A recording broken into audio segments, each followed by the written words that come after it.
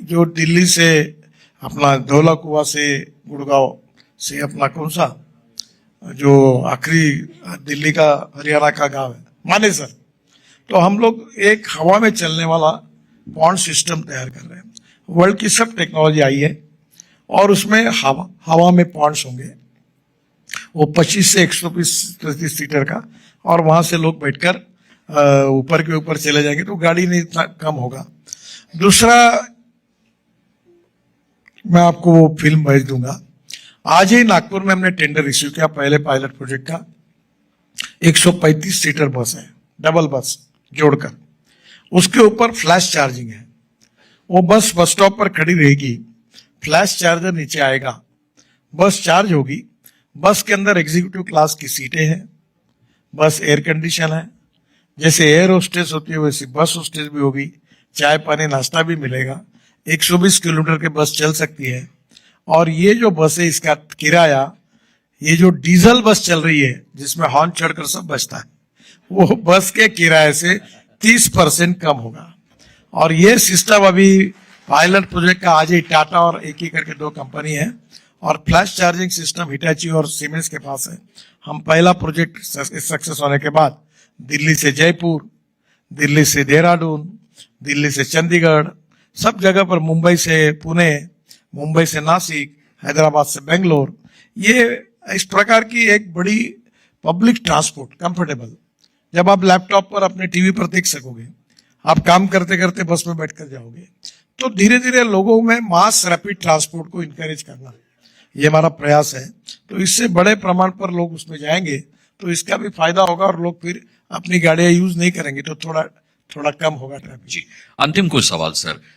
हमने हाईवेज की बात की जिनमें कोई खराबी नहीं, बिल्कुल दुरुस्त हैं, लेकिन अगर मैं इंटीरियर्स की बात करूं, छोटे शहरों की बात करूं, अंदर शहर के अंदर की रोडों की बात करूं, तो कई दफे हमने ये समस्याएं देखी हैं कि जहां स्पीड ब्रेकर बनना चाहिए वहां नहीं है, और अगर बन भी गया तो प्रॉपर इंडिकेटेड नहीं है। कल जो आया था उसे नहीं पता आज स्पीड ब्रेकर बन गया और गाड़ियां उछलती हैं, एक्सीडेंट पॉसिबली हो जाते हैं वहां पर। इस समस्या से निजात पाने के लिए अगर स्पीड ब्रेकर है तो प्रॉपर होने चाहिए, उसका इंडिकेशन आधे किलोमीटर पहले से होना चाहिए, स्पीड ब्रेकर है। इस तरीके की बहुत चीजें मैं देखता हूं कई शहरों में, छोटे शहरों में नहीं है, वहां स्पीड ब्रेकर है, जहां होना चाहिए वहां नहीं है, अगर है भी तो उनका प्रॉपर इंडिकेशन नहीं है। स्पीड ब्रेकर होने नहीं चाहिए। ये स्पॉन्डिलाइटिस के लिए ऑर्थोपेडिक सर्जन की प्रैक्टिस बढ़ाने वाली बात है। आप, ये बहुत डेंजरस है। तो स्पीड ब्रेकर के बजाय हम लोग क्या करते हैं, ऐसे जेब्रा क्रॉसिंग टाइप, काला पीला व्हाइट ऐसे क्रॉसिंग करते हैं, जिससे ड्राइवर एकदम अलर्ट होकर गाड़ी रोक देता है, स्पीड कम करता है, उससे प्रॉब्लम सॉल्व होता है।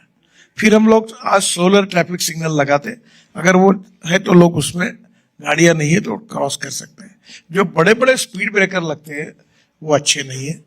उसका जो अध्ययन किया गया उससे पूरे पीठ के दर्द बढ़ता है, कमर का दर्द बढ़ता है, स्पॉन्डिलाइटिस होता है। ये सब बातों के लिए ये स्पीड ब्रेकर का आग्रह जनता करती है, हमारे यहाँ स्पीड ब्रेकर लगाओ, क्योंकि उनको पता नहीं इसके आगे क्या परिणाम है। पर इसके बजाय ये जो सिस्टम मैंने कही, ये करने से भी प्रॉब्लम सॉल्व हो जाएंगे, एक्सीडेंट नहीं होंगे। ठीक है, अंतिम सवाल मेरा ये है सर कि विजन 2047 की बात हो रही है। नितिन गडकरी जी अपने सड़क एवं परिवहन मंत्रालय को लेकर के 2047 की कैसी तस्वीर दिखाना चाहते हैं? हमको 2047 में सड़कों के लिहाज से कैसा लगेगा हिंदुस्तान? देखिए, पहली बात तो ऐसे कि हमारे देश की सबसे इंपॉर्टेंट इंडस्ट्री ऑटोमोबाइल इंडस्ट्री है। जब 2014 में हमारी सरकार आई तो इस इंडस्ट्रीज का साइज 14 लाख करोड़ था। अभी हम लोग 7वें नंबर पे थे। अभी 4 महीने पहले हमारे इंडस्ट्री का साइज 22 लाख करोड़ हुआ है, और हमने जापान को पीछे डालकर हम तीसरे नंबर पर आए। दुनिया में पहले नंबर पर है अमेरिका, उनके इंडस्ट्रीज का साइज है 79 करोड़। फिर है चाइना, वो है 48 लाख करोड़, और इंडिया 22 लाख करोड़ है। और जिस प्रकार से मर्सिडीज से लेकर ऑल ब्रांड्स, लगभग एक आधा छोड़ दो, सब इंडिया में आ रहे, इंडिया से एक्सपोर्ट कर रहे। ट्रैक्टर्स इंडिया में ज्यादा बन रहे, 2 व्हीलर हम वर्ल्ड में नंबर 2 पर है। हमारे टीवीएस, बजाज, होंडा, हीरो, इनका 50% प्रोडक्शन एक्सपोर्ट होता है। और ये इंडस्ट्री है कि जो देश में 4.5 करोड़ युवाओं को जॉब दी है। ये इंडस्ट्री है जो जीएसटी के मार्फत राज्य सरकार और भारत सरकार को सबसे ज्यादा जीएसटी देती है। और ये इंडस्ट्री है कि ये जो हमारे 3.5 लाख करोड़ के कंपोनेंट्स एक्सपोर्ट होते हैं और इसमें हमारे एक्सपोर्ट के कारण हमारे देश के वेल्थ को कंट्रीब्यूट करते हैं। तो इस इंडस्ट्री को पहला हमारा टारगेट है कि आने वाले 5 साल में हम वर्ल्ड में पहले नंबर पर पहुंचे, ये हमारी कोशिश है कि नंबर 1 इन द वर्ल्ड। जो प्रधानमंत्री जी का आत्मनिर्भर भारत की कल्पना है, $5 ट्रिलियन की इकोनॉमी की कल्पना है, ये पूरी करने में ये एक महत्वपूर्ण बात है। दूसरी बात, अब हम लोग एक्सिस कंट्रोल एक्सप्रेस हाईवे बना रहे हैं। इतनी संख्या है, मुझे कुछ बोलने की जरूरत नहीं। दिल्ली से मुंबई ये केवल हाईवे नहीं है।